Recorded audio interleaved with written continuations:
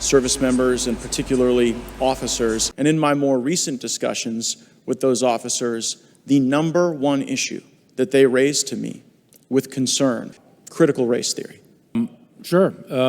First of all, and I want to understand white rage, and I'm white, and I want to understand it. So I've read Mao Zedong. I've read Karl Marx. I've read Lenin. That doesn't make me a communist. So what is wrong with understanding that we are accusing the United States military, our general officers, our commissioned, non-commissioned officers, of being, quote, woke or something else because we're studying some theories that are out there? That was started at Harvard Law School years ago.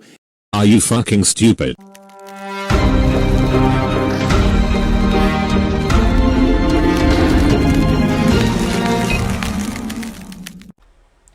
Good afternoon, ladies and gentlemen. Jasper Gonzo, another episode of What's Next. This is number 2 on the docket today. And this is something that has been talked about on Tucker, on Shapiro, on Mark Levin, on Glenn Beck. I think it's, sadly, it's gotten drowned out by a lot of the nonsense that's going on with Biden and the dementia administration. But hopefully I can cover this. I know not as good as Tucker did, but cover this nonetheless. And it's something that is very important and pretty much encapsulate what the dementia administration is, especially when it comes regarding our military. Let's take a look. This comes out of PJ Media. Millions of Americans could have died if Joint Chiefs Milley, yes, Whooite RAGE Milley, warned the Chinese of attack. General Mark Milley, the chairman of the Joint Chiefs, is defending his 2 calls to the Chinese counterpart, General Li Zunshin of the People's Liberation Army, during the final tense days of Donald Trump in the White House. Liberals are hailing Milley for making the calls, despite the fact that he had zero constitutional authority. Zero constitutional authority to do so. As reported by the Washington Post writers Woodward and Costa in their forthcoming book, he promised to give the Chinese advance notice of a U.S. attack.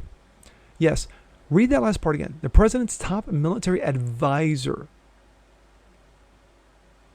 not legislative, not judicial, an advisor.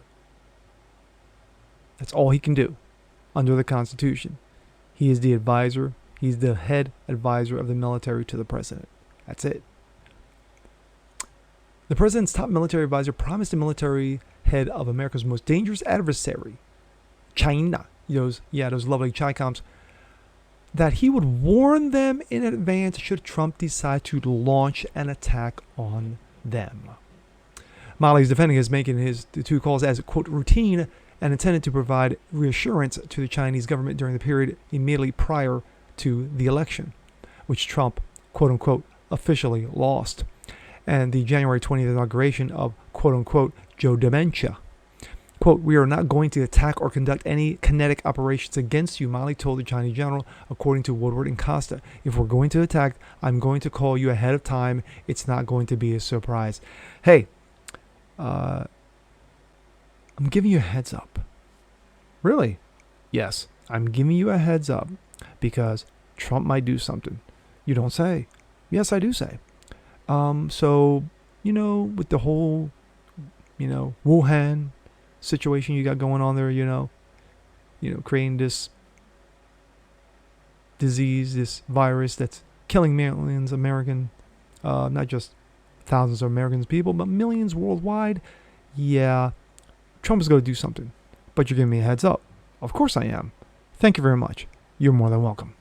That is the nonsense. Absolute effing nonsense. Trump did not know about the calls. Acting Secretary of Defense Christopher Miller claims he was not informed of the calls. Milley insisted Friday that although the calls were routine, he would only comment in detail when he testifies before Congress in October. Yes, I'm going to hold my breath till October. I think it's best that I reserve my comments on the record until I do that in front of lawmakers who have the lawful responsibility to oversee the U.S. military.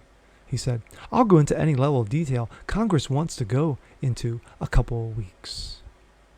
Lawfully and responsibly, coming from Milley. That's rich. The last time a top U.S. general defied his commander-in-chief was General Douglas MacArthur in 1950 and 51 during the Korean War, who publicly criticized Harry Truman's orders that the American military not attack north of the Yalu River, the border between North Korea and China. Again, China's involved. Coincidence? Truman fired MacArthur after multiple occasions in which the general made his disagreements with his boss public. His firing was the occasion for MacArthur's subsequent memorable farewell address to Congress, in which he declared that the old soldiers never die, they just fade away. Classic.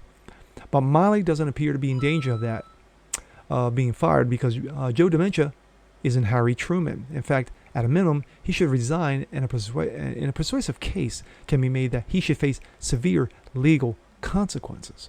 As chairman of the Joint Chiefs, Milley has no operational authority over U.S. military operations. His role is strictly advisory, and the president is free to follow or reject that advice. Taking upon himself to warn an adversary that a U.S. attack is coming is only a short step back from going Benedict Arnold. The president alone is the commander-in-chief of all his subordinates, including the Joint Chiefs, have a choice: either execute orders or resign. That said, think about what could have happened had Milley somehow concluded that Trump was about to launch a military attack of some kind against China. My thoughts. Milley's an ass clown. He's an ass clown. When the guy sits in front of Congress and says, yeah, well, critical race theory, I think that's very important for us to, learn. I'm white. I want to know about white rage. When you have an ass clown like that, who is the top military brass of the Joint Chiefs, advising a dementia-riddled old man, sadly, who's occupying the White House, that's crazy. That's crazy. He should be brought up on charges. He should be court-martialed because of this, going around the president, do an end around on Trump, and basically saying, yeah, I'm giving you a heads up, boys. Trump may do something nasty. But Milley is he's such a P word. He is. He's such a puss. And it's pathetic that we got clowns like this, woke-ass clowns like this in our military. And it's disgusting. And it's a slap in the face to every single man and woman who puts their life on the line, who wears that uniform proudly, and have clowns like this who are overseeing them. And with that being said, I'm Jazz Bargonzo. This is What's Next. Want to see more just like this? Please leave a comment below. Like it, share it, subscribe to it, hit the notification bell so you never miss a thing. And we'll catch you on the next one. Peace.